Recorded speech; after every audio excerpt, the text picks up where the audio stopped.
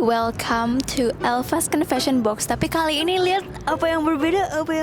Saya tidak di kamar saya lagi. Sekarang kita lagi di depan Opera House Sydney. Benar sekali teman-teman, saya sekarang udah nggak di rumah aja, nggak di kamar doang. Saya mikirnya kayak, oke, kita pindahin ke YouTube, sekalian kita explore Sydney, sekalian kita jalan-jalan keluar menghirup udara segar ini teman-teman. Ini kita confession sekarang di sini aja ya. Dan sekarang kita gitu. Sekarang aku tuh udah ada partner buat reaction aku.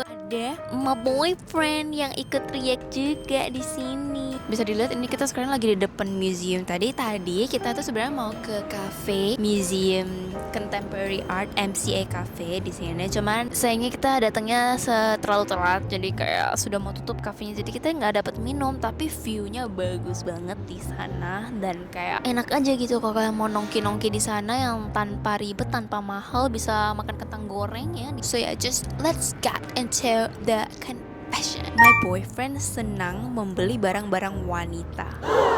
Aku pacaran sama cowok aku di akhir tahun 2021, dimana dia itu dulu adalah teman sekolah aku dan kita baru ketemu lagi beberapa tahun, mungkin 5 tahun setelah tamat sekolah. Singkatnya, dia chat aku, kita PDKT dan akhirnya kita jadian. Awal-awal gak ada yang aneh, semua baik-baik aja. Bahkan dia adalah tipe yang gak pakai password di HP-nya karena dia bilang dia gak mau nyembunyiin apapun dari aku. Aku juga tipe yang percaya-percaya aja sama pasangan dan aku gak pernah ngecek HP dia. Till one day aku random ngecek HP dia karena dia sudah mau ulang tahun. Aku buka isi keranjang toko online dia dengan maksud aku biar ada ide mau kadoin dia apa. Oh, that's actually a very good idea. And tebak, aku menemukan barang-barang perempuan kayak lingerie, korset, high heels cewek, dan bahkan ada di keranjang. Dan aku juga buka history barang-barang apa aja yang udah dia beli. Aku kiranya maksudnya kayak facials atau skincare, barang-barang cewek. Atau mungkin kayak tas. Iya. Di situ aku kaget dan diam saja beberapa saat. First thing yang aku curigai yaitu mungkin dia punya cewek lain yang dia pakai buat having fun. Bisa jadi. Dalam beberapa hari aku tetap tenang dan cari tahu apa benar kecurigaan aku. Saat dia ninggalin HP-nya, aku tetap ngecek tapi aku nggak menemukan apapun bukti bahwasanya dia selingkuh. Aku nyerah dan aku langsung tanya ke dia aja karena aku juga udah ada buktinya. Aku tanya ke dia kenapa beli-beli barang begitu dan transaksinya itu udah lama, bahkan sebelum kita pacaran. Dan jawabannya yang dia kasih itu di luar nalar. Dia bilang beberapa tahun lalu sebelum ketemu aku dia sempat desperate dan lelah banget jadi cowok yang harus punya tanggung jawab dan ingin merasakan jadi cewek. Di situ aku bingung banget karena dia ceritain sambil nangis mohon-mohon ke aku. Dia bilang dia udah pelan-pelan ngelepasin ini semua karena dia bilang sebelum sama aku memang kehidupan dia agak dark. Ada burung gede banget. Dia lihat aku.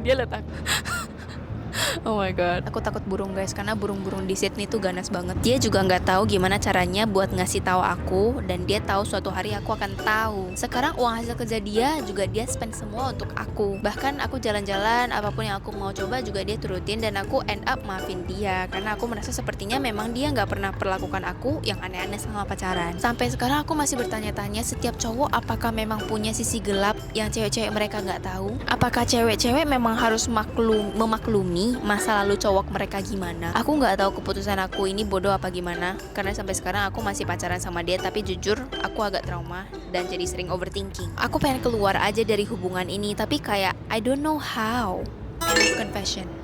Oh my god, wow, that's actually very shocking. Kalau aku di posisi itu gimana ya? I think in a way cowoknya kan juga kayak kepingin berubah. Iya.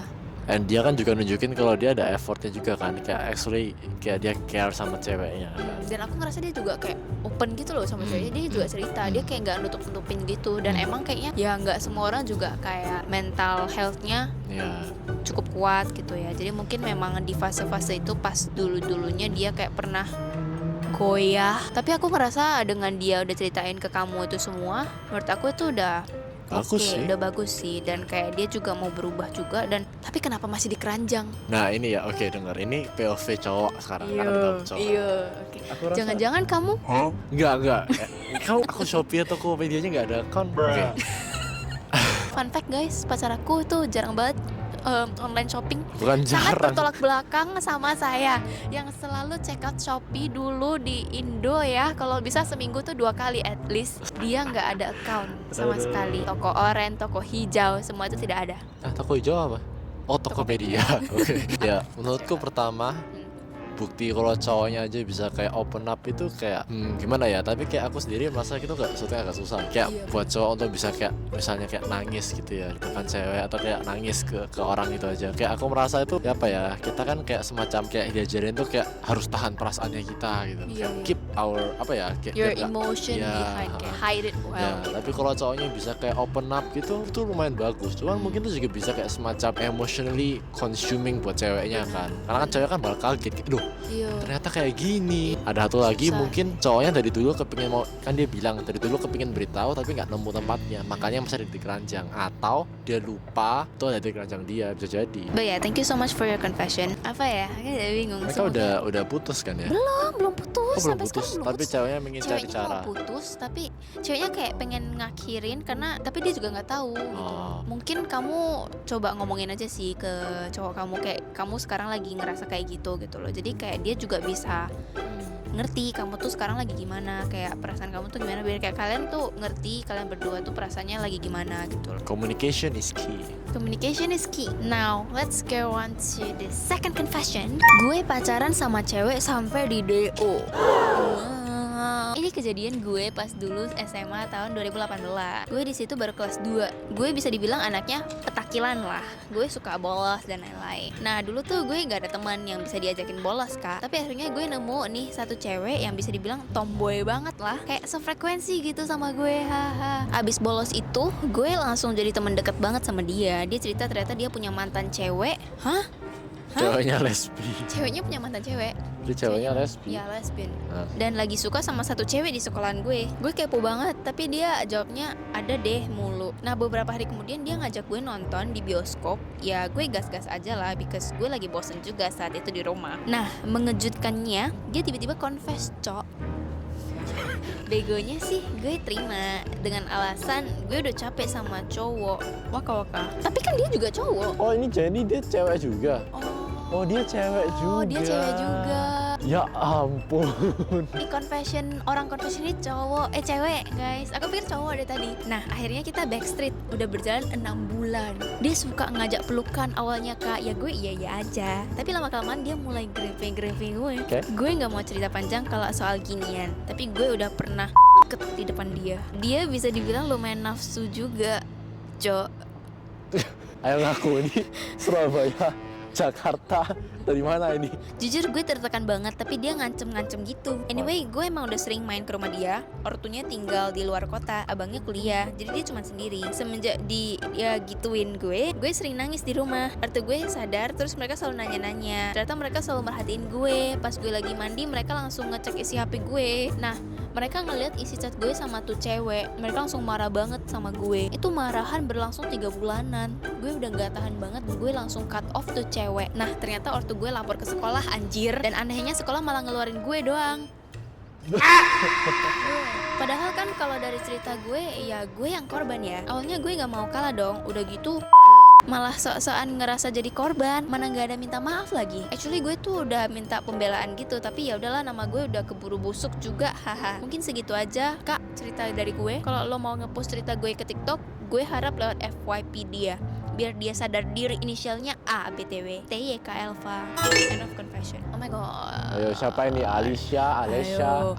Apa nih? Ana. Tapi itu loh, aku bingung kenapa orang tuanya malah ngelapor ke sekolah, itu malah lebih ngerusak image anak mereka sendiri. Kayaknya itu makanya si sekolahnya DO si anak ceweknya. Jadi papa mamanya mungkin datang ke sekolah kayak marah-marah gitu. Terus mungkin kayak kepala sekolah udah kayak ya udahlah, ini kayak daripada masalah lebih besar di DO aja.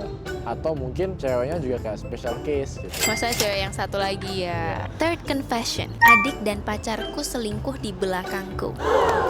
Wow, double betrayal. Jadi Kak, aku sama pacarku udah pacaran 3 tahunan. Dan dia sudah deket banget sama keluargaku. Dan aku juga udah deket sama keluarga besarnya. Aku tahu mereka berselingkuh di belakangku karena adikku sudah tidak kuat dengan hubungan gelap mereka. Saat tahu itu, aku sangat shock. karena pacarku dan adikku terlihat seperti kakak adik kandung pada umumnya. Padahal aku dan pacarku ingin menikah. Aku akhirnya menceritakan kejadian itu kepada mama papaku sambil menahan air mata kecewa dengan adikku.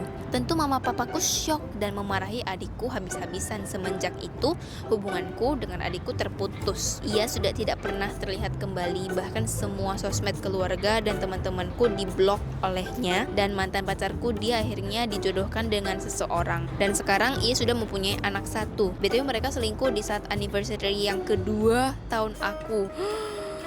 Aku tidak tahu bagaimana kabar adikku dan aku harap semoga ia bahagia. Dia berada di mana? Adiknya nggak Adiknya tahu lagi. sekarang di mana? Oh, dia kabur berarti. Dia kabur ya. Wow. Berarti dia kabur terus kayak benar menghilang aja, semua orang yang dia kenal dia blok. Tapi ya gimana ya? Masa gitu juga? Itu kayak kakak sendiri gitu loh. Masa dikhianatin kayak gitu? Iya. I feel you bro, tapi kayak untung udah terekspos semuanya, udah nggak ada kayak umpet-umpetan lagi. Kayaknya namanya keluarga itu tetap harus, kan ada kayak pepatah. Harta yang paling berharga Bukan. adalah keluarga. Kamu ajak temenmu ke gua harimau, teman kamu bakal kabur. Kamu ajak keluargamu ke gua harimau, keluargamu nggak akan kabur. Something like that. Tapi sekarang aku semakin dewasa, semakin sadar kayak mungkin memang ada beberapa keluarga itu yang kurang connect sama Emang keluarga. bener, nggak semua keluarga tuh harmonis. Kalau kalian dapet keluarga yang harmonis itu benar harus disyukurin banget. Semoga suatu hari kamu bisa baikan lagi sama adik kamu. Mungkin dia juga merasa bersalah banget. Jadi kalau misalnya dia suatu hari datang dan kayak minta maaf sama kamu, ya maafin aja lah ya. I hope for the best for all of you. Thank you so much for sharing, and that is the end for the confession today. Kita ya udah satu video 3 confession aja kali ya. And udah gelap juga ini. Bentar lagi udah mau terang lagi, tapi terangnya terang vivid. Wah, ini aku view-nya lagi cakep banget ya tuh. Ini daerah-daerah kantor elit semuanya tuh di sini karena view-nya tuh view bagus. Kantor-kantor gede ya. Ini kantor apa ya? AMP. Aku nggak tahu nih company apa ya AMP ini. Itu bagian sana tuh hotel sama apartemen ya termahal lah ya. Banking ya. Terus ini apa nih, Salesforce. So ini bentar lagi udah mau Vivid Show. Ini bakal di project ke gedung ini kayaknya di sini. Ini dia Sydney guys, cakep banget. So yeah, that is all for today's video. Semoga kalian enjoy this new type of confession yang sekarang udah di YouTube aku instead of my TikTok. Semoga kalian lihat video ini sambil makan gitu ya, atau kayak sambil ngapain gitu, cuci piring, cuci baju. And yeah, hope you guys like this series. I'll see you guys on the next one. Bye bye. Bilang bye bye sayang. Bye bye. Circular Quay fun fact. Jadi nama lainnya Circular Quay itu Busker Street. Karena di sini ada banyak banget busker. Jadi kayak orang-orang yang perform. Tadi aku udah lihat kayak ada 3 gitu kayak busker, kayak orang yang pengamen gitu loh di sini. Namanya tuh busker ya kalau di sini, bukan pengamen gitu loh. Dan kalau fun fact lagi, kalau kalian mau ngamen di sini kan harus ada license-nya, harus ada izin, surat izinnya. Kalau nggak kalian nggak boleh. Kalian bakal kena fine, bakal kena tilang gitu loh sama polisi.